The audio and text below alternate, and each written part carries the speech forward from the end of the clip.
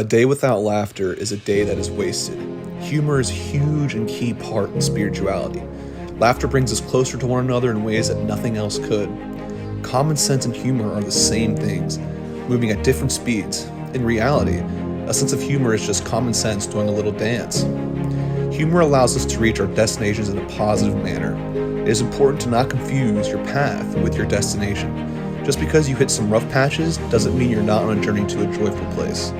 Share this with someone who needs to hear this today. Sponsored by Awake, the Academy of Wealth, Alchemy, and Kinetic Energy.